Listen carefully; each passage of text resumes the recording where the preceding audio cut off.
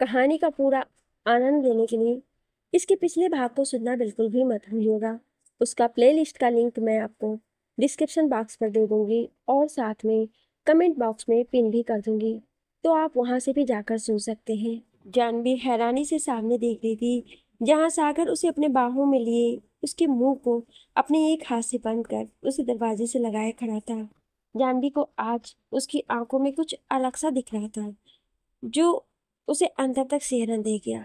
जानवी अभी तक कमरे का हाल और सागर की आंखों में देखकर समझ गई थी कि सागर ने ये सब क्या किया है और क्यों किया है। ये भी वो अभी भी सागर की आंखों में देख रही थी, जहां उसे अपने लिए प्यार और सिर्फ प्यार ही दिख रहा था। उसकी आंखें शर्म से बंद हो गई। जानवी ने आज एक पिंक कलर की साड़ी पहनी थी, जिसमें वो बला की खूबसूरत लग रही थी। जब से जानवी को पता चला कि सागर को वो साड़ी में अच्छी लगती है, तब से वो अक्सर साड़ी पहना करती थी। जानवी अभी भी उसे देख रही थी। सागर ने उसके मुंह से हाथ हटाया तो उसने कुछ कहना चाहा, लेकिन उसने उसके होठों पर अपनी इंडेक्स फिंगर रखकर कहा, आज कुछ नहीं, बस मेरी सुनो। सागर ने अपनी पॉकेट से एक बॉक्स निकाला और उसके सामने करके कहा, मैंने तुम्हें शादी के बाद कोई गिफ्ट नहीं दिया, ये है तुम्हारा गिफ्ट। जानवी उस बॉक्स को देख रही थी, जो किसी ज्वेलरी बॉक्स की तरह था। जानवी देखना चाहती थी कि उसमें क्या है। सागर ने उसे देखते हुए कहा, मैं आई। उसकी बात पर जानवी ने हाँ में सिर हिला दिया। सागर अचानक से घुटनों के बल बैठ गया। जानवी समझ नहीं पाई कि ऐसा क्यों है, लेकिन तभी उसे अपनी कमर पर एक ठंडा एहसास होता है, जिसे महसूस कर वो सिहर जाती है। सागर ने उसके लिए एक बेली चैन लिया था। जब उसने उसने पहनने के लिए उसकी बेली को छुआ, तो उसकी उंगलियों की हरकत ने जानवी की सांसें को भारी कर दिया। उसकी सांसें जो भारी हो रही थी, वो तब तक रुक गई जब उसने सागर के होठों को फील किया। सागर ने वो चैन पहनाने के बाद अपने होठ उसके बेली बटन पर रख दिए थे।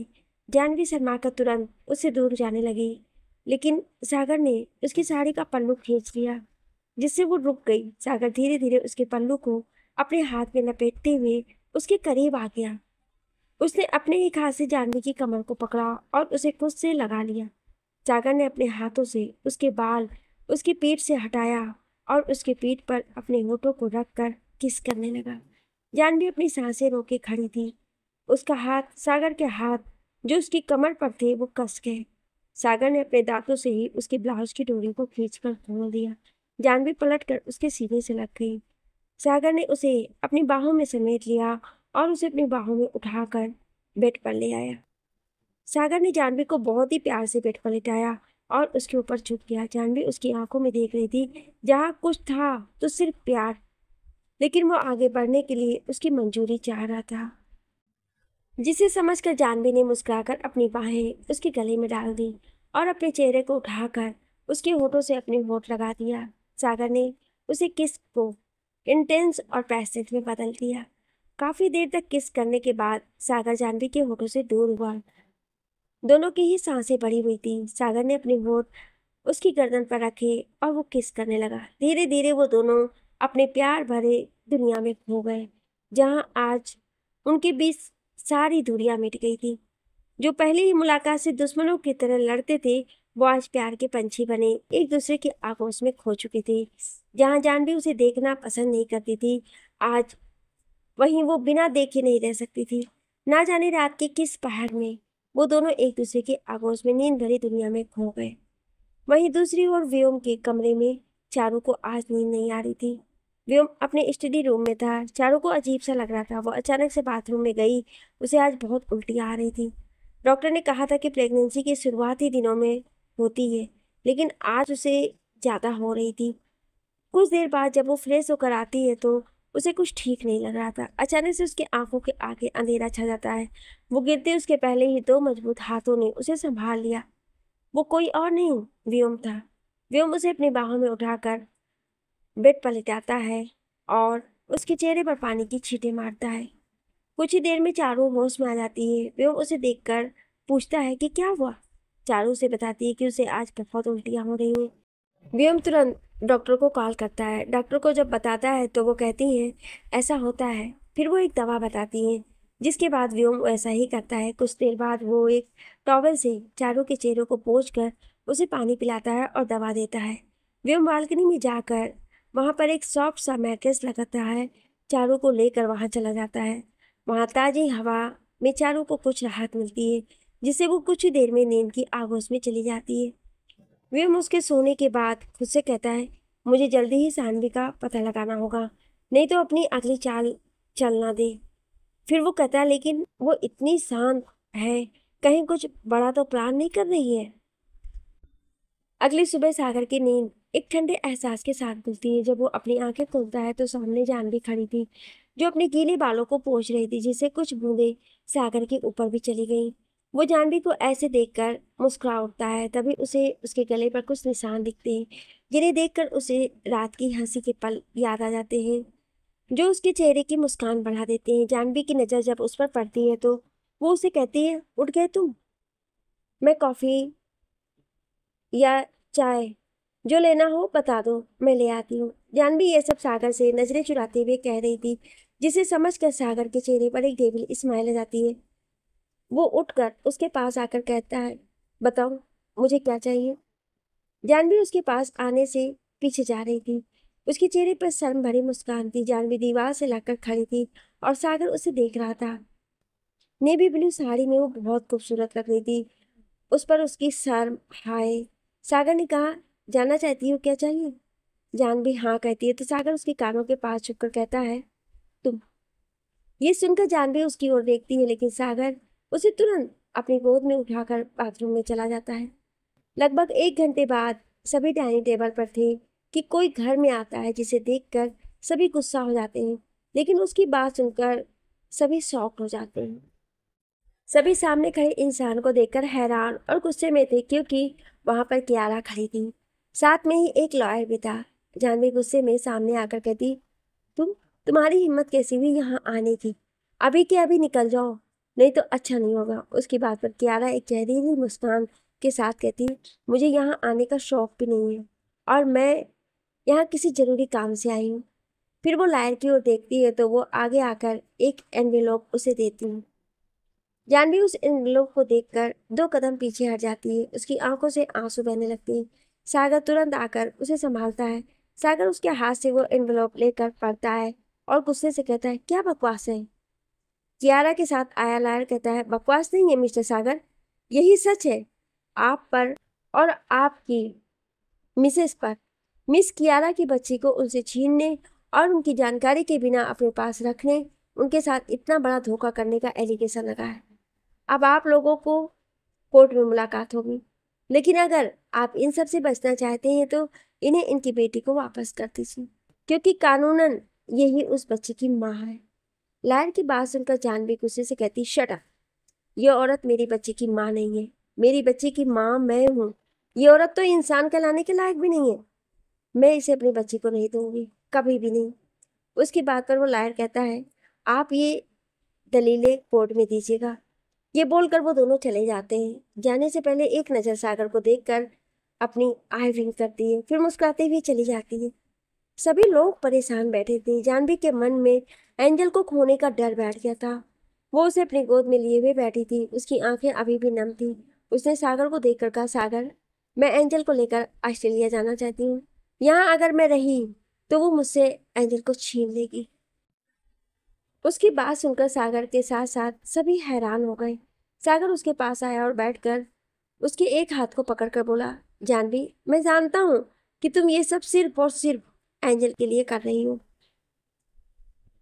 तुम नहीं चाहती कि एंजल उस गलत औरत के पास जाए और हमसे दूर हो, लेकिन मैं तुमसे वादा करता हूँ, एंजल हमसे दूर नहीं जाएगी। मैं उसे हम दोनों से दूर कभी नहीं जाने दूंगा, और उस औरत को उसके इरादे में कभी कामयाब भी नहीं होने दूंगा। ये मेरा तुमसे वादा है। जानवी ने उसे देखते हुए कहा, लेकिन सागर, तुमने देखा ना, उसने कैसे कहा कि कोर्ट में वो प्रूव कर देगी कि एंजल उसकी बेटी है, और कानून अलग से एंजल को अपनी माँ के साथ रहना चाहिए। ये मैं नहीं होने दे सकती।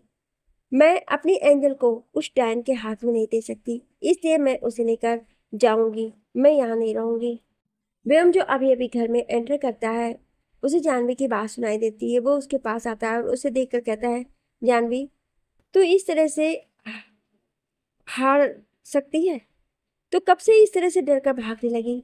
समस्याओं से तो तू सभी समस्याओं का सामना करती थी ना। तो तू ब्रेव गर्ल है, तो ऐसे कैसे कर सकती है? और तू अब भूल गई है कि तू अब तक सिर्फ लड़की नहीं बल्कि एंजल की माँ भी है। और एक माँ कभी किसी से नहीं हारती। तुझे भी लड़ना होगा उससे और अपने बच्चे को अपने पास रखना होगा। जानवी व्योम को देखती है और कहे, भाई, आप आप नहीं जानते, आप यहाँ नहीं थी। उसने किस तरह से हमें धमकी दिया है कि वो मेरी एंजल को मुझसे लेकर चली जाएगी। व्योम कहता, और तुझे लगता है कि हम उसे ले जाने देंगे? जानवी उसकी ओर अपनी भरी आंखों से देखती है तो व्योम कहता है, एंजल हमारे घर की बच्ची है, हम उसे कभी इस घर से नहीं जाने देंगे।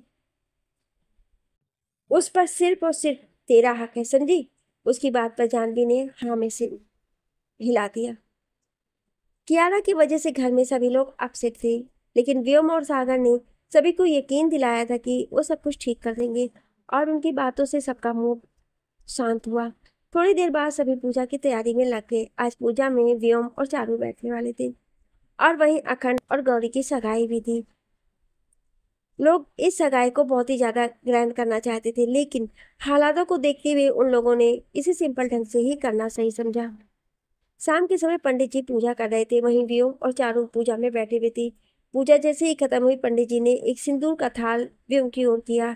जैसे सिंदूर उठाकर व्योम ने चारू की मांग में भर दिया, उसके बाद पंडित जी ने कुछ और मंत्र पढ़े और उसके बाद उन्होंने एक थाल अखंड और गौरी के आगे की, जिसमें 2 अंगूठी आती हैं। उन दोनों ने वो अंगूठी को एक दूसरे को पहना दी। इसी के बाद पंडित जी ने कुछ और मंत्र पढ़े और पूजा की समाप्ति की। डिनर के पास सभी बैठे हुए थे क्योंकि अगले दिन आरुषि और श्री की विदाई थी। साकेत और अनिरुद्ध ने कहा कि उन्हें कोई जल्दी नहीं है, लेकिन नैना ने कहा कि कुछ काम को उनके सही समय पर होना ही सही होता है। आखिर साकेत और अनिरुद्ध का परिवार भी तो अपनी बहू का स्वागत करना चाहता होगा। नैना नहीं चाहती थी कि उनके परिवार के आपस में प्रॉब्लम की वजह से अनिरुद्ध और साकेत के परिवार को कुछ प्रॉब्लम हो।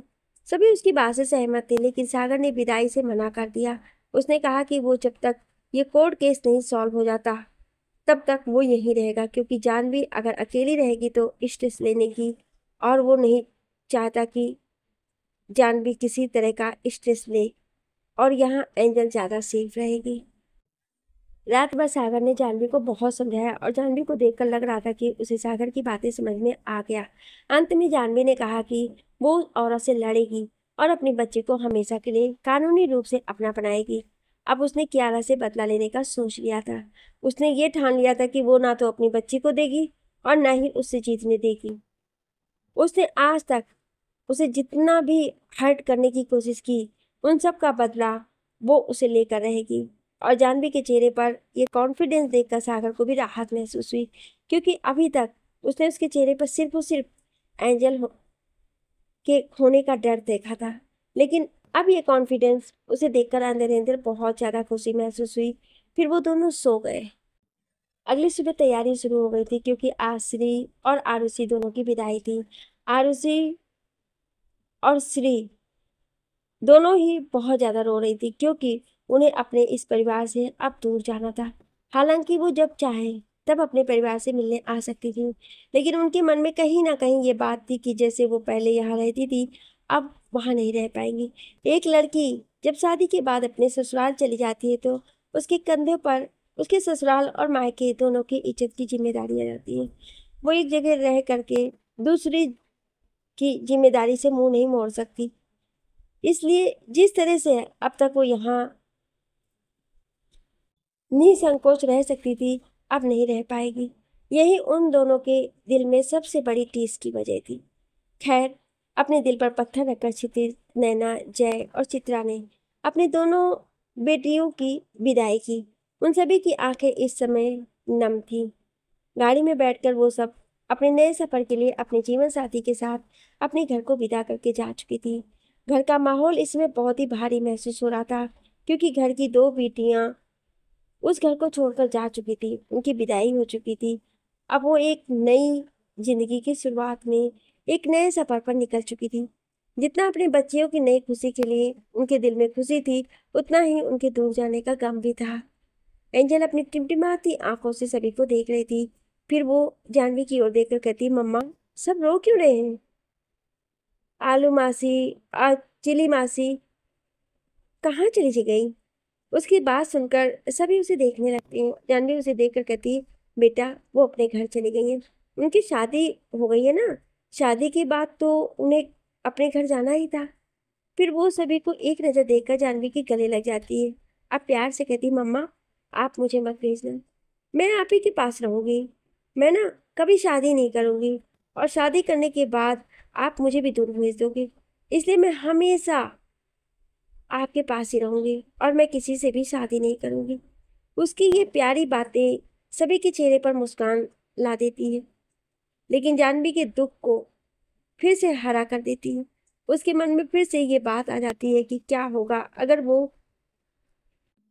कियारा से इस केस में हार गई तो उसे अपनी बच्ची से दूर रहना पड़ेगा। यही सोचकर उसकी आंखें फिर से नम हो जाती हैं। लेकिन सागर उसके बगल में बैठा था। वो उसके कंधे पर हाथ रखकर उसे आंखों से कुछ इशारा करता है। उसका इशारा पाकर जानवी कुछ शांत होती है। अखंड जो सागर और जानवी के पास बैठा था, वो उन दोनों को देखकर कहता है, सागर भाई, मेरा मतलब है जीजू। अखंड को समझ में नहीं आ रहा था कि वो सागर को क्या कहकर पुकारे। वो शुरू से उसे भाई कहता आया था, लेकिन अब जब उसकी बहन की शादी उससे हो चुकी थी तो वो उसका जीजू, लेकिन वो उसे भाई कहे कि जीजू, अभी भी उसे थोड़ा सा अजीब लग रहा था। इसलिए सागर मुस्कुराकर कहता है, तू मुझे अभी भी सागर भाई ही कह सकता है। पहले मैं तेरे जीजा हूँ, लेकिन मुझे सुनने में कोई प्रॉब्लम नहीं है। उसकी बात पर अखंड मुस्कुरा देता है और कहता है, मुझे आपसे इसके सिलसिले में कुछ बात करनी है, इसलिए क्या आप मेरे साथ स्टडी रूम में आएंगे?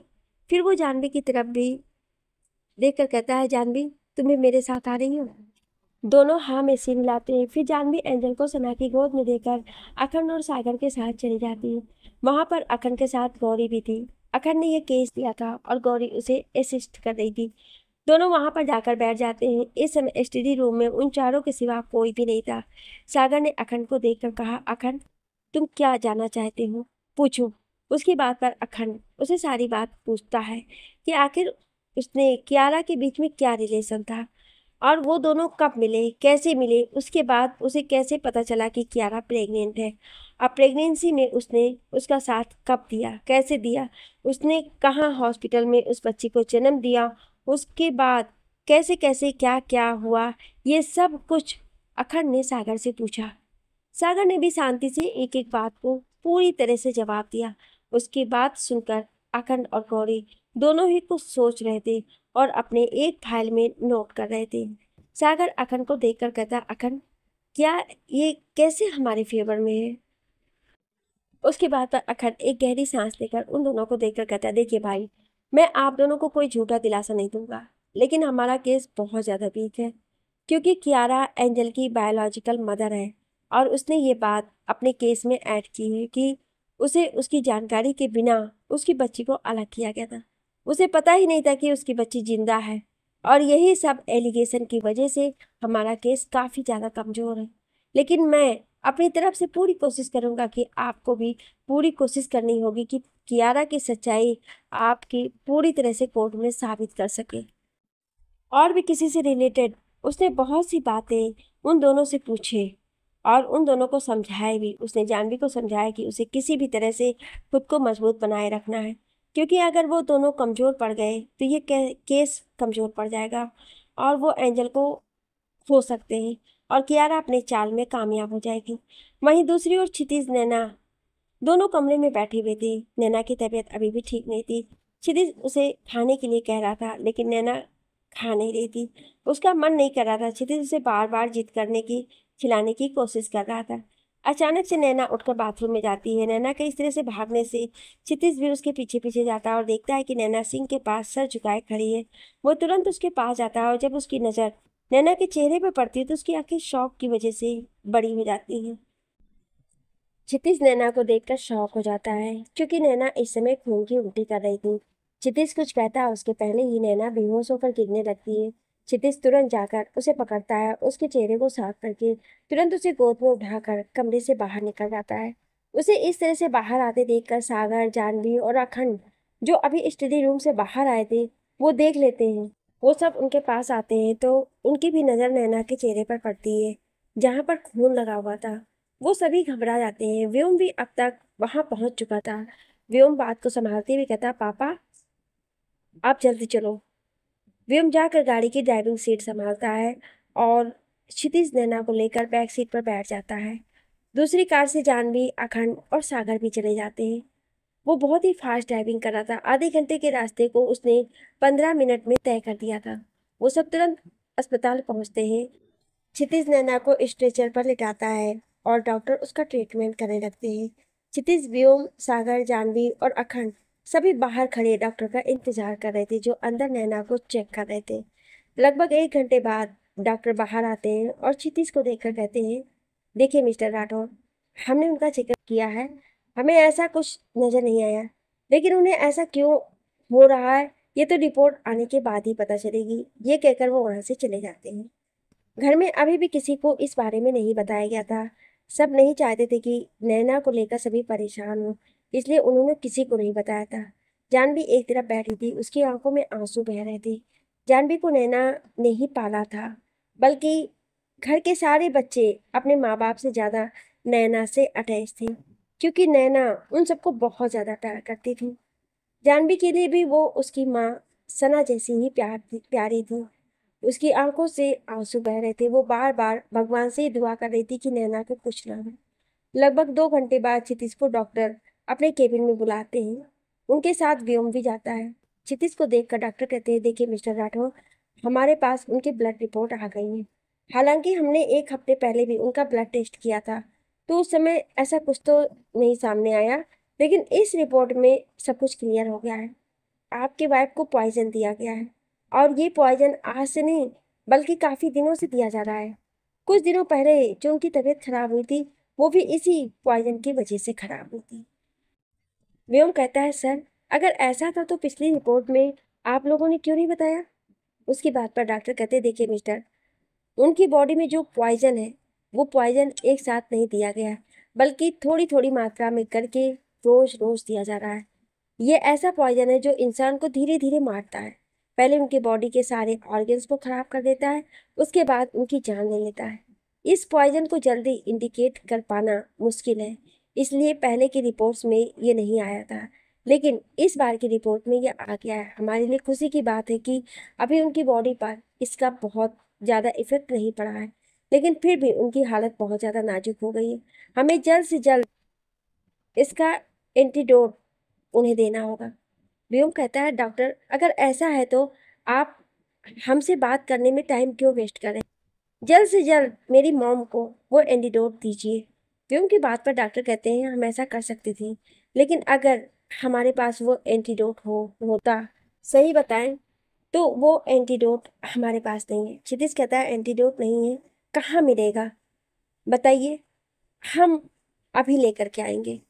डॉक्टर कहते, देखिए हमने उस पॉइजन का पता लगा लिया है, लेकिन उसका एंटीडोट हमने जितने लोगों से भी पूछा, किसी के पास नहीं है। हमें उसका एंटीडोट बनवाना होगा, लेकिन अभी हमारी जानकारी में ऐसा कोई इंसान नहीं है जो उस एंटीडोट को बना सके। हमने कई लोगों से बात की है, लेकिन हमारे पास ज़्यादा समय भी नहीं है। हमारे पास ज़्यादा से ज़्यादा सिर्फ 15 दिन है। अगर इन 15 दिनों में हमने उन्हें एंटीडोट नहीं दिया तो हम उन्हें नहीं बचा पाएंगे। वो पॉइजन धीरे धीरे उनकी बॉडी के ऑर्गन्स को खराब कर रहा है। डॉक्टर की बात सुनकर क्षितिज और व्योम दोनों ही परेशान हो जाते हैं। उन्हें समझ में नहीं आता है कि आखिर नैना की बॉडी में वो पॉइजन आया कैसे, और अब उसका एंटीडोट कहाँ से लेकर आए। क्षितिज की आंखें नम हो गई थी। उम्र के इस पड़ाव में आकर वो नैना को इस तरह से नहीं देख सकता था। वो नैना से आज भी उतना ही प्यार करता था जितना वो पहले करता था। वो अपनी नैना को पल पल ऐसे मरते नहीं देख सकता था। उसने अपने सारे सोर्सेज लगा दिए थे कि उसे कोई ऐसा इंसान मिल जाए जो किसी भी पॉइजन का एंटीडोट बना सकता है, लेकिन अभी तक उसे ऐसा कोई भी इंसान नहीं मिला। 3 दिन बीत चुके थे। व्योम और क्षितिज दोनों ही इसके पीछे पड़े हुए थे, लेकिन अभी तक उन्हें कोई भी सफलता नहीं मिली थी। अब तक घर में सभी को पता चल चुका था कि नैना की क्या हालत है। सभी परेशान थे, सारी तरफ से मुसीबतें उनके ऊपर आ गई थी। एक तरफ कियारा की चाल, ऊपर से नैना की यह हालत। उन सभी को समझ पाना मुश्किल था कि वो क्या करें। चित्रा नैना के साथ बैठी हुई थी। नैना इस समय बेहोश थी। नैना को देखते हुए उसकी आंखों में आंसू बह रहे थे। उसने खुद से ही कहा, उठ जा बहन, मैं तुझे ऐसे नहीं देख सकती। तू तो मेरी जिंदगी का सहारा है। परिवार के नाम पर एक तू ही तो बची थी मेरे पास, जिसकी वजह से मैं जी रही थी। तेरी वजह से ही मुझे जय वापस मिले और ये पूरा परिवार मिला। तुझे कुछ होना हमेशा कोई अफोर्ड नहीं कर सकता। तू तो हमारे परिवार की वो जड़ है जिसकी वजह से पूरा परिवार एक हरा भरा पेड़ है। अगर तुझे कुछ हो गया तो ये पूरा परिवार टूट जाएगा। उठ जा बहन, तुझे कुछ नहीं होने दे सकते, प्लीज उठ जा। ये कहकर वो रोई जा रही थी। चित्रा को अपनी और नैना के साथ बीते हुए पलों की याद आ रही थी। उसे याद आया था कि कैसे नैना ने आरुषि को जन्म दिया था और फिर भी हम उनकी जिंदगी में आए थे। अपनी दो बच्चियों के होने के बाद भी नैना ने चित्रा की बच्ची को भी अपने बच्चों जैसा ही प्यार दिया। न सिर्फ श्री को बल्कि घर के सभी बच्चों को वो अपने बच्चों की तरह प्यार करती थी। यही सब याद करते हुए अचानक से चित्रा को कुछ याद आता है और वो तुरंत जाकर क्षितिज के पास खड़ी होती है। क्षितिज उसे देखकर कहता है, क्या हुआ चित्रा को? क्षितिज को देखकर चित्रा उसे कुछ ऐसा बताती है जिसे सुनकर क्षितिज हैरान हो जाता है। क्षितिज ने चित्रा को देखकर कहा, जीजू आपको याद है एक बार किसी ने हमारे आरू को भी ऐसा ही एक पॉइजन दिया था जिसका एंटीडोट किसी ने बनाकर हमारी हेल्प की थी। क्षितिज उसकी ओर देखता है तो उसे वो पल याद आ जाता है जब परिधि ने उसे शादी करने के लिए नैना को ब्लैकमेल किया था और उनकी छोटी सी बच्ची आरुषि को एक पॉइजन दिया था। उस समय उस पॉइजन का एंटीडोट किसी को नहीं आता था, क्योंकि उस पॉइजन का एंटीडोट वही बना सकता था जिसने उस पॉइजन को बनाया था। क्षितिज हाँ में सिर हिलाता है तो चित्रा कहती है, हमें उसी से बात करनी होगी, कुंज मेहरा से। क्षितिज को भी याद आता है। वो हाँ में सिर हिलाता है और अपना फोन लेकर एक साइड चला जाता है। व्योम जो वहीं पास में खड़ा था क्षितिज के जाते ही चित्रा के पास आकर कहता है, मासी ये कुंज मेहरा कौन है और आप कैसे जानती हैं उसे? उसकी बात पर चित्रा ने उसे सब सच बता दिया कि कैसे एक बार आरुषि को किसी ने जहर दिया था और उसे मारने की कोशिश की थी और उसका एंटीडोट कुंज ने बनाया था। कुंज एक बहुत ही बड़ा साइंटिस्ट है जो दवाइयों को लेकर रिसर्च करता रहता है। उसके लिए किसी भी पॉइजन का एंटीडोट बनाना कोई बड़ी बात नहीं है। थोड़ी देर बाद क्षितिज बात करके आता है और चित्रा और व्योम को देखकर कहता है, मेरी उससे बात हो गई है, वो 2 दिनों में यहाँ आ जाएगा। तब तक उसने डॉक्टर से बात करके उन्हें बता दिया है कि क्या क्या प्रिस्क्रिप्शन नैना को देना है। उसकी बात पर सभी थोड़ा मुस्कुरा देते हैं, क्योंकि अब उनके अंदर एक आशा आ गई थी कि नैना को अब इस दर्द से छुटकारा मिल जाएगा। वहीं घर पर एक मेड अपने हाथों में सूप का बाउल लेकर चारू के रूम में जाती है। चारू इस समय अपने बेड पर बैठी हुई मैगजीन पढ़ रही थी। उसे अभी तक नैना के बारे में कुछ भी नहीं बताया गया था। उसकी जानकारी में नैना किसी काम से कुछ दिनों के लिए बाहर गई थी। सभी नहीं चाहते थे कि चारू को नैना के बारे में पता चले और इस बात का स्ट्रेस ले ले और उसकी प्रेगनेंसी पर असर पड़े। पहले ही कान्हा की मौत और इतने सब झंझट के बाद से उसने बहुत ज़्यादा स्ट्रेस ले लिया था। अब कोई नहीं चाहता था कि उसे किसी भी तरह का स्ट्रेस हो और उसके प्रेगनेंसी में कोई कॉम्प्लिकेशन आए। वो मेड आती है और चारू को सूप देकर कहती है, मैम आपके लिए सूप है, आप इसे पी लीजिए। चारू उसे देखकर कहती है, ठीक है रख दो, मैं भी पी लेती हूँ। ये कहकर वो बाथरूम में फ्रेश होने चली जाती है। वो मेड जिसके चेहरे पर पसीने की बूंदें थी वो तुरंत उसके कमरे से निकलते ही और भागते हुए अपने सर्वेंट क्वार्टर में जाकर अपना सामान पैक करने लगती है। लेकिन जैसे ही वो बाहर आती है सामने खड़े शख्स को देखकर डर जाती है। उस मेड के सामने इस समय अखंड गुस्से से खड़ा था। उसने उस मेड को एक जोरदार थप्पड़ लगाया जिससे वो जमीन पर गिर गई। गौरी उसके पास आती है और उसके बालों को पकड़कर कहती है, कहाँ जा रही थी तुम? तुम्हें क्या लगता है तुम यहाँ रहकर कोई भी कांड कर लोगे और हमें पता भी नहीं चलेगा? तुम ही हो ना जिसने बड़ी माँ को जहर देने की कोशिश की? वो मेड पसीने से लथपथ हो जाती है और गौरी को देखकर कहती है, मैंने ऐसा कुछ नहीं किया, मैंने किसी को कोई पॉइजन नहीं दिया, मुझे जाने दीजिए, मुझे इस समय जाना बहुत जरूरी है। गौरी ने उसके चेहरे पर एक और थप्पड़ जड़ा और उसे पकड़कर सबके सामने लेकर गई। जब वो हाल में गई तो उसने देखा कि वहां पर जय और चित्रा को छोड़कर घर के सभी लोग मौजूद थे। क्षितिज और व्योम को देखकर उसके चेहरे पर और भी ज्यादा पसीना आने लगा। इस समय वो कांपने लगती है क्योंकि दोनों ही इस समय उसे अपनी खतरनाक नजर से घूर रहे थे। वो मेड जानती थी कि नैना उन दोनों के लिए सबसे ज्यादा जरूरी है और उसने नैना के साथ जो किया उसके लिए वो दोनों उसे कभी भी माफ नहीं करने वाले थे। गौरी ने उस मेड के बालों को पकड़कर धक्का दिया जिससे वो सबके सामने जाकर गिर गई।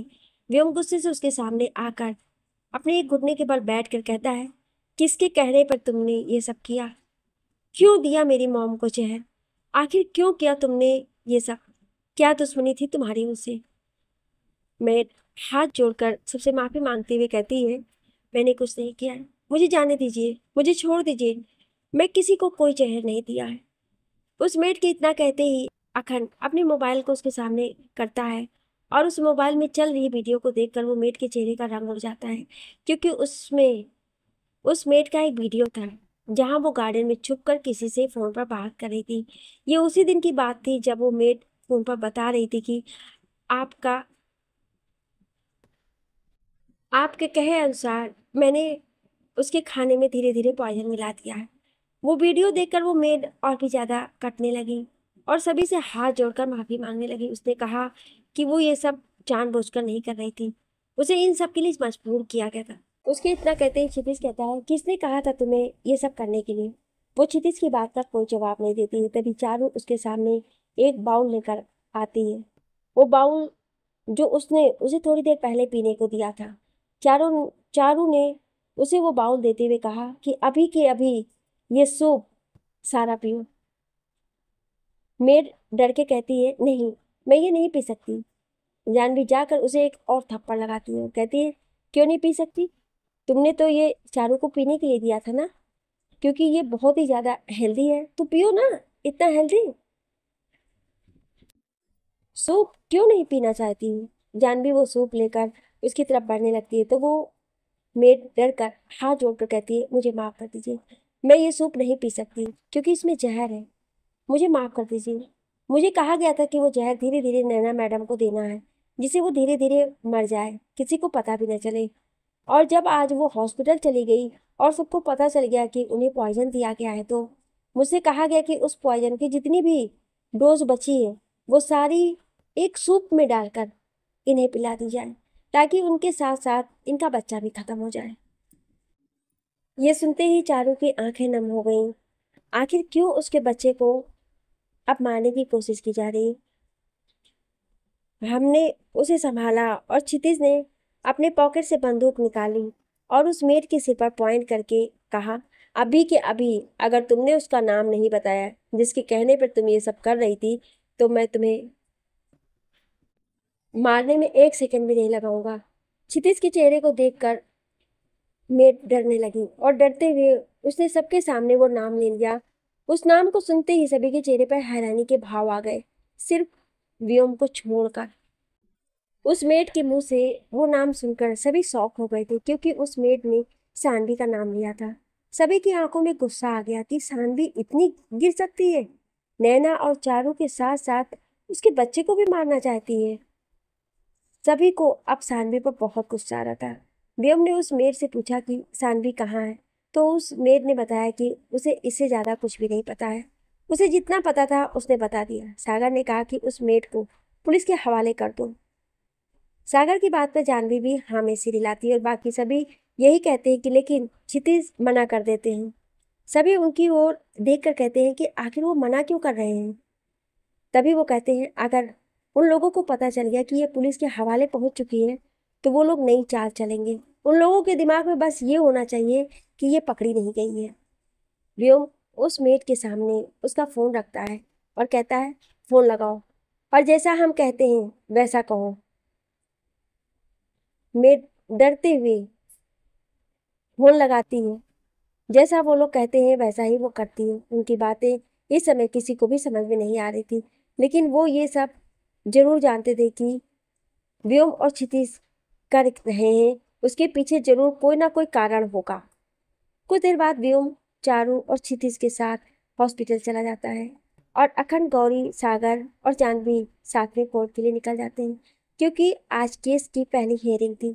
जानवी की गोद में इस समय छोटी सी एंजल बैठी हुई थी, जो अपनी टुकुर टुकुर आंखों से चारों ओर देख रही थी। उसकी गोद में इस समय उसका नन्हा सा बनी भी था, जिससे वो खेल रही थी। सागर ने जानवी के एक हाथ को बहुत ही मजबूती से पकड़ रखा था, क्योंकि वो उसे विश्वास दिलाना चाहता था कि एंजल कभी भी उससे दूर नहीं होगी। वो जानता था कि एंजल के दूर होने का ख्याल ही जानवी को कमजोर करने के लिए काफी है, और वो नहीं चाहता था कि इस समय जानवी किसी भी तरह से कमजोर हो। और वो नहीं चाहता था कि इस समय जानवी किसी भी तरह से कमजोर हो। कुछ देर में सभी कोर्ट पहुंच जाते हैं। अखंड गौरी के साथ कुछ फॉर्मेलिटी के लिए चला जाता है। सागर जानवी के साथ एंजल को लिए हुए खड़ा था। तभी उन दोनों की नज़र कियारा पर पड़ती है, जो अपने लॉयर के साथ चलते हुए आ रही थी।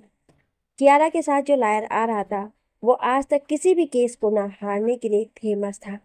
वो आज तक कोई भी केस नहीं हारा था। कियारा बहुत ही घमंड से उन दोनों के सामने आती है और कहती है, आज पहली और आखिरी हियरिंग होगी, क्योंकि मैं ये केस जीतूंगी और अपनी बच्ची को अपने साथ ले जाऊंगी। फिर वो सागर की ओर देखकर कहती है, तुमने मुझे ठुकरा कर इसे अपनाया है ना, तो उसके लिए तो तुम्हें तड़पना ही होगा। और वो तड़प तुम दोनों की आंखों में मैं देखना चाहती हूँ, जब मैं तुम दोनों की इस जान को तुम दोनों से ले करके जाऊंगी। ये कहकर वो जहरीली मुस्कान लिए हुए वहां से चली जाती है। सागर जब जानवी की ओर देखता है तो उसके चेहरे पर डर दिख रहा था। सागर ने उसका हाथ पकड़कर उसे दिलासा दिया और उसका हाथ पकड़कर अंदर चला गया। जज आकर अपनी जगह पर बैठे और उनके बाद सभी अपनी जगह पर बैठ गए। उनके बैठने के बाद सभी अपनी अपनी जगह पर बैठ जाते हैं। जज के कहते ही कार्रवाई शुरू होती है। पहले कियारा के लॉयर अपनी बात रखते हैं। कियारा के लॉयर का नाम मिस्टर व्यास था। मिस्टर व्यास अपनी जगह से खड़े होते हैं और कहते हैं, जज साहब, ये केस बस सिंपल सा है, जिसमें एक माँ अपनी बच्ची को पाने के लिए लड़ रही है, जिससे उसकी बच्ची को जन्म लेते ही छीन लिया गया और उसे ये कह दिया गया कि उसकी बच्ची मरी हुई पैदा हुई थी। वो माँ इतने सालों तक अपनी बच्ची के लिए तरसती रही। आज जब उसे पता चला कि उसकी बच्ची जिंदा है, तो उसे उसकी बच्ची इसे मिलने भी नहीं दिया जा रहा है। फिर वो कुछ पेपर्स जज को देते हैं, जिसमें कियारा के प्रेगनेंसी टाइम की रिपोर्ट, डिलीवरी रिपोर्ट के साथ साथ DNA रिपोर्ट भी थी। मिस्टर व्यास कहते हैं, सर, आपको मैंने सारे प्रूफ दे दिए हैं। मैं बस यही चाहता हूँ कि मेरी मुवक्किल को उनकी बच्ची लौटा दी जाए और मिस्टर सागर को उनके साथ इतना बड़ा फ्रॉड करने के इल्जाम में सजा दी जाए। That's solve my lot. ये बोल वो मुस्कुराते हुए अपनी जगह पर बैठ गया। जानवी ये सब सुनकर घबरा गई। तभी अखंड अपनी जगह से उठा और जज को देखकर कहता है, माई लॉर्ड, मेरे काबिल वकील शायद ये भूल गए हैं कि कोई भी केस एक तरफा दलील से नहीं जीता जाता है। दोनों पक्षों की बात जानना भी जरूरी है। अखंड की बात पर मिस्टर व्यास कहते हैं, मिस्टर व्यास, मिस्टर राठौर, इसमें दूसरे पक्ष की बात ही कुछ नहीं है। केस एकदम साफ साफ है और क्लियर है कि मेरी मुवक्किल से उनकी बच्ची को उससे छीना गया। इतने सालों तक उन्हें धोखा में रखा गया। उनकी बच्ची नहीं रही। अब उन्हें पता चला तो वो अपनी बच्ची को जब लेना चाहते हैं तो उन्हें दिया नहीं जा रहा है, जिसके लिए उन्हें कानून का सहारा ले रही हैं। तो इसमें दूसरे तो कोई बात ही नहीं है। मिस्टर व्यास की बात पर अखंड कहता है, तो आप जज क्यों नहीं बन जाती मिस्टर व्यास? सारी बातें तो आपने क्लियर कर दी। कोई भी अपनी तरफ से वही बातें कहेगा ना जो उसे कहना है। बिना सामने वाले की बात सुने कोई फैसला नहीं होता है। इतना तो वकालत पढ़ी होगी आपने, तभी आप यहाँ खड़े हैं, है ना? अखंड की बात पर मिस्टर व्यास तिलमिला गया और बोला, वो कहते हैं, आप अपने हद में रहकर बात कीजिए। अखंड कहता है, हद में तो मैं हूँ और बाकी जो नहीं उसे उसकी हद दिखाने मैं बहुत अच्छे से जानता हूँ। ये कहकर मुस्कुरा देता है और फिर जज की ओर देखते और कहता है, जज साहब, मैं सबसे पहले मिस कियारा सक्सेना से बातें पूछना चाहता हूँ। क्या मुझे इजाज़त है? उसके बाद पर जज कहते हैं, जी हाँ। कियारा को बुलाया जाता है। कियारा आकर खड़ी होती है। और गीता पर हाथ रखकर कसम खाती हैं कि वो जो कुछ कहेंगी सच के सिवा कुछ नहीं कहेंगी। उसके ऐसा कहने पर अखंड एक टेढ़ी स्माइल लिए हुए उसे देख रहा था, जिसे देखकर कियारा समझ जाती है कि जरूर अखंड कुछ ऐसा पूछने वाला है जो उसे मुसीबत में डाल सकता है।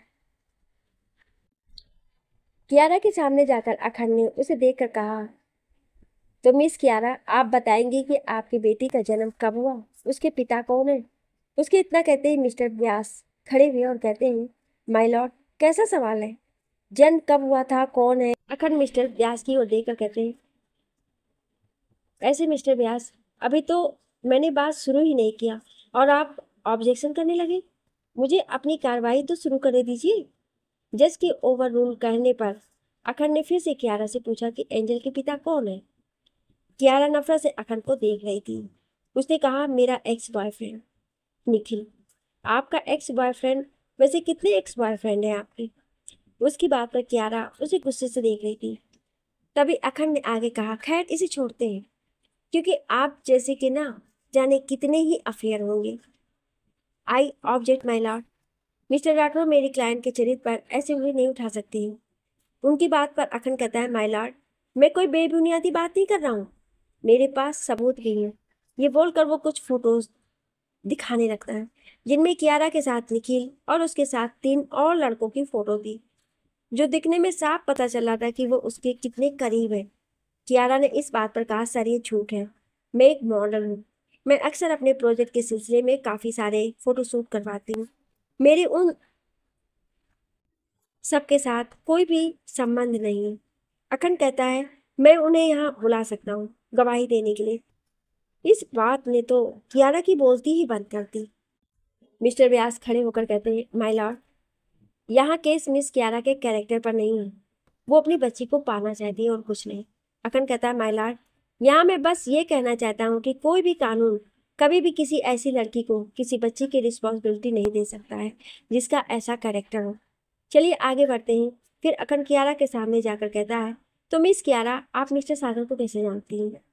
कियारा कहती है, मैं और सागर एक ही कॉलेज में पढ़ते थे। सागर बहुत पहले से ही मुझे पसंद करता था, लेकिन मेरे लिए वो मेरा सिर्फ फ्रेंड था। लेकिन जब उसे पता चला कि मैं किसी और से प्यार करती हूँ तो वो मुझसे बदला लेने पर आ गया और उसे मौका मिला। मेरा बॉयफ्रेंड मुझे चीट कर चुका था और मैं प्रेग्नेंट थी। मैं अपना बच्चा नहीं गिराना चाहती थी, इसलिए मैं यूरोप चली गई। लेकिन सागर मेरा पीछा करते हुए वहां पहुंच गया। उसने मेरी हेल्प की। मुझे लगा कि वो एक अच्छा इंसान है, लेकिन मेरी बच्ची की डिलीवरी के बाद वो गायब हो गया। मुझे लगा शायद वो चला गया। फिर अखंड ने आगे पूछा, आपको कैसे पता चला कि एंजल आपकी ही बेटी है? उसकी बात पर कियारा ने कहा, मैं कुछ समय पहले सागर से मिली, तब मैंने उसे एक बच्ची के साथ देखा। मुझे उस बच्ची से एक लगाव महसूस हुआ। मुझे पहले लगा कि शायद अपनी बच्ची के खोने के बाद मुझे ऐसा लग रहा होगा, लेकिन जब मुझे पता चला कि सागर तो अभी भी अनमैरिड है, तो बच्ची कैसे? फिर मैंने एंजल के कंधे पर एक तिल देखा, जिसे मेरा शक पड़ गया और मैंने उसका बाल लेकर डीएनए टेस्ट करवाया, जिससे मुझे पता चला कि वो मेरी ही बेटी है। मैंने सागर से कहा कि मेरी बच्ची मुझे दे दे, लेकिन उसने कहा कि मैंने उसे रिजेक्ट किया था। उसकी सजा है कि वो मुझे मेरी बच्ची से अलग रखेगा। ये बोलकर वो रोने लगती है। कियारा को देखकर सागर, जानवी और अखंड को आज उसकी एक्टिंग स्किल पर तालियां बजाने का दिल कर रहा था। वहां मौजूद सभी लोग कियारा के फेवर में आ गए थे। अखंड के पूछने की कोशिश की, लेकिन मिस्टर व्यास के इंटरप्ट की वजह से वो कुछ बोल नहीं पाया। उसने अपनी फाइल को देखा तो वो शॉक हो गया, क्योंकि उसके सारे सबूत गायब थे। गौरी भी शॉक थी। जब उन सबकी नजर कियारा पर पड़ी तो वो उन्हें देखकर स्माइल कर रही थी, जिससे वो समझ गई कि ये सब उसी ने किया है। अब वो साबित नहीं कर पाएंगे कि कियारा गलत है। उसके बाद मिस्टर व्यास ने जज के सामने कियारा को एंजल को देने की मांग की और जज ने मान लिया और फैसला सुनाया कि एंजल को कियारा को सौंप देना चाहिए। एंजल जानवी को छोड़कर नहीं जाना चाहती थी। वही हाल जानवी का भी था। सागर का भी हाल ठीक नहीं था। उसकी आंखें भी नम थी। कियारा रोती हुई एंजल को लेकर चली गई। जानवी का रो रो कर बुरा हाल था। वो तो कियारा के कार के पीछे भी भागी, लेकिन अचानक से बेहोश हो गई। वो गिरते उसके पहले ही सागर और अखंड ने उसे संभाल लिया, उसे लेकर घर चले गए। वहीं दूसरी ओर एक आदमी जिसकी उम्र यही कोई 55 के आसपास होगी, लेकिन वो दिखने में 45 का ही लग रहा था। वो एयरपोर्ट से निकलकर अपनी कार में बैठकर जा रहा होता है कि उसकी कार को कुछ गाड़ियों ने घेर लिया और उसे गन पॉइंट पर लेकर चले गए। वो सभी उस आदमी को लेकर एक सुनसान जगह पर ले गए, उस आदमी को बांध दिया। वो बार बार यही पूछ रहा था कि वो लोग कौन है और उसे लेकर क्यों आए हैं। तभी उसके कानों में एक आवाज आती है, कैसे है मिस्टर मिस्टर कुंज मेहरा। उसने जब ये आवाज सुनी तो सामने देखा, लेकिन सामने वाले शख्स को देखकर वो हैरान हो गया और उसने कहा, तुम। कुंज अपने सामने खड़ी औरत को देखकर हैरान था, क्योंकि उसके सामने कोई और नहीं बल्कि परिधि खड़ी थी। परित के चेहरे पर एक सातिन मुस्कान थी। उसने कुंज को देखकर कहा, ओ माय डियर कुंज, तुम मुझसे सच में सच्चा प्यार करते थे, तभी तो आज तक तुम्हें मैं याद हूँ। काश तुम्हारे जैसा प्यार मुझे किसी और ने किया होता तो आज ये दिन नहीं देखना होता। खैर, प्यार न सही, नफरत तो वो मुझसे इतना करता है कि आज भी मुझे याद रखता है। चलो, किसी ना किसी सहारे में उसके दिल में तो हूँ। फिर वो कुंज कुंज की ओर देखकर कहती है, और तुम्हें क्या हमेशा मेरा काम बिगाड़ना ही रहता है डार्लिंग। पिछली बार भी तुमने मेरा काम बिगाड़ कर, इस बार भी तुम मेरा काम बिगाड़ने आ गए, लेकिन इस बार मैं ऐसा नहीं होने दूंगी। कुंज परित को देखकर कहता है, इसका मतलब नैना को पॉइजन तुमने दिया। वो तुम हो जो नैना को मारना चाहती हो। आखिर उन दोनों ने तुम्हारा क्या बिगाड़ा है। कुंज की बात पर प्रीत कहती है, ये तो तुम भी जानते हो कि उन दोनों ने क्या बिगाड़ा है मेरी उनसे क्या दुश्मनी है, फिर भी ये पूछ रहे हो कि how child behave you have. Kunj उसे देखकर कहता है, तुम ये बिल्कुल ठीक नहीं कर रही हो। तुम तब भी गलत थी, तुम आज भी गलत हो। तुम एक ऐसे इंसान के पीछे पड़ी थी जो तुमसे प्यार नहीं करता। तुम एक हंसते खेलते परिवार को बर्बाद करना चाहती थी। तुम ऐसा क्यों कर रही हो। उन दोनों ने तुम्हारे साथ कभी कुछ गलत नहीं किया, तो तुम क्यों ऐसा कर रही हो। उसकी बात पर प्रीति गुस्से से कहती है, क्योंकि उसने मुझसे मेरी जिंदगी छीनी थी। मैं उसे बचपन से प्यार करती थी, हमेशा से उसे अपना ही देखा था मैंने। लेकिन उसने क्या किया, मुझे छोड़कर वो उस 2 टके की नैना को अपनी वाइफ बना कर ले आया। और उसके बाद भी जब उससे कहा कि मैं उससे प्यार करती हूँ तो उसने मुझे स्वीकार नहीं किया। मैंने इतना सब किया, लेकिन उसे मेरा प्यार दिखाई नहीं दिया। उसे सिर्फ साजिश दिखाई दी। उसे ये समझ में नहीं आया कि ऐसा मैं सिर्फ और सिर्फ उसके लिए कर रही हूँ। उसे मेरा प्यार कभी नहीं दिखा, तो मैं उसे उसकी जिंदगी में कभी खुश नहीं रहने दूंगी। और उसकी जिंदगी तो नैना है ना, बहुत जल्द वो मौत के मुंह में चली जाएगी। धीरे धीरे मैं उसकी जिंदगी से उसकी सारी खुशियां, उसके सारे रिश्ते उससे छीन लूंगी। वो भी इस दुनिया में अकेला रह जाएगा, जैसे मैं अकेली हूँ। ये कहते हुए प्रति के चेहरे पे शैतानियां दिख रही थी, जो देखकर साफ साफ पता चला था कि वो अपनी नफरत की आग में इतनी आगे चली गई है कि जहां से वापस आना उसके बस में तो क्या, किसी के भी बस में नहीं है। कुंज हैरानी से उस औरत को देख रहा था जिसे उसने एक समय में बहुत ज्यादा प्यार किया था, जिसे वो उसकी सारी कमियों के बाद भी एक्सेप्ट करना चाहता था, उसके सारे गुनाहों को उससे अलग करके उसे अपनी पत्नी बनाना चाहता था। लेकिन आज उसे खुद पर ही गिल्ट महसूस हो रहा है। उसने अपनी जिंदगी में इस औरत से प्यार किया। कुंज ने आज तक शादी नहीं की थी, उसके दिल में आज भी परिधि ही थी। उसने सोच रखा था कि वो अपनी जिंदगी में सिर्फ और सिर्फ परिधि से ही प्यार करेगा, उसके अलावा किसी से भी प्यार नहीं करेगा। इसलिए उसने उसकी जगह किसी को नहीं दी। लेकिन आज उसे अपनी पूरी जिंदगी एक गलत फहमी नजर आ रही है, जहां वो एक ऐसी लड़की से प्यार करता था जो औरत कहलाने के लायक ही नहीं है। औरत तो क्या, वो इंसान कहलाने के लायक भी नहीं है। वहीं दूसरी ओर राठौर मेंशन में सभी वापस आते हैं। अखंड और गौरी मायूस चेहरे से अंदर आते हैं और उन्हीं के पीछे सागर जानवी को संभालते हुए आ रहा था। जानवी की आंखों से आंसू भी बह रहे थे। जैसे ही वो घर में आते हैं, उन्हें हाल ही में सभी बैठे दिखाई देते हैं। जानवी को ऐसे देखकर सभी समझ जाते हैं कि क्या हुआ होगा। सना जानवी के पास जाकर उसके चेहरे को छूती है तो जानवी उसके गले लग जाती है और फुट फुट कर रोने लगती है। वो रोते हुए वहीं बैठ जाती है। सागर की आंखों में भी नमी थी। सभी जानवी को संभाल रहे थे। जानवी सिर्फ एक ही बात कहे जा रही थी कि वो उसकी बच्ची चाहिए। वो उसके बिना नहीं रह सकती है। सभी के लिए जानवी को संभालना बहुत ज़्यादा मुश्किल हो गया था, क्योंकि इन कुछ ही महीने में जानवी के लिए एंजल उसकी सगी बेटी से बढ़कर हो गई थी। एंजल में वो अपनी ज़िंदगी को ढूंढ ली थी।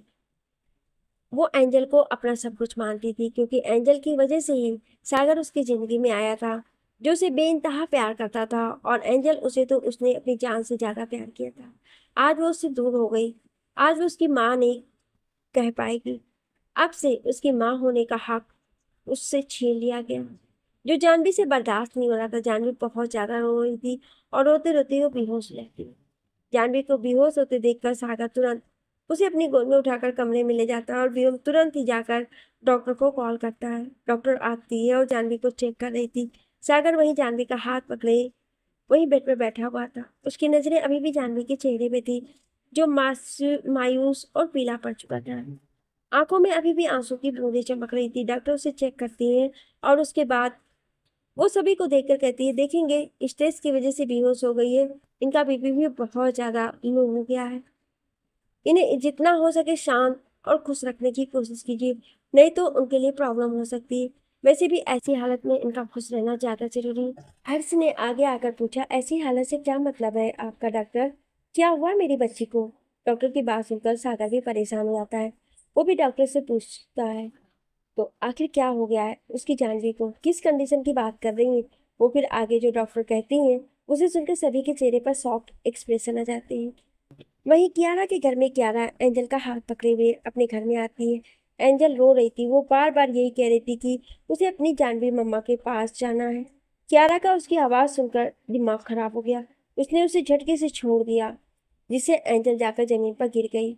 उसने एक मेड को बुलाया और कहा, इसे ले जाकर के एक कमरे में बिठा दो और इसे चुप करो, मेरा सर दर्द करने लगा है। और ध्यान रहे ये कमरे से बाहर नहीं आनी चाहिए। इसे खाने पीने सबका ध्यान रखना। ये कहकर वो हॉल में एक साइड में चली जाती है, जहाँ पर छोटा सा हॉल बना हुआ था। वहां से वो एक बियर का बोतल उठाती है और उसे पीने लगती है। पीते हुए उसके चेहरे पर एक साथी मुस्कान आती है और कहती है, पहला कदम तो मैं पार कर गई। अब अगला कदम है तुम्हें हासिल करना। सागर, अब इस एंजल की वजह से तुम मेरे पास आओगे और हमेशा के लिए मेरे हो जाओगे। यही होगा मेरा बदला तुमसे और उस जानवी से। उसने मुझे थप्पड़ मारा था ना, मैंने उसे उसकी जिंदगी की सारी खुशियां न छीन ली, तो मेरा नाम भी कियारा सक्सेना नहीं। ये कहकर वो साथी मुस्कान लिए बियर पीने लगती है। आगे की कहानी में क्या होगा जानने के लिए सुनिए अगले भाग में। क्या आप अगला भाग सुनना चाहते हैं तो कमेंट में यस जरूर लिखिएगा। Thank you.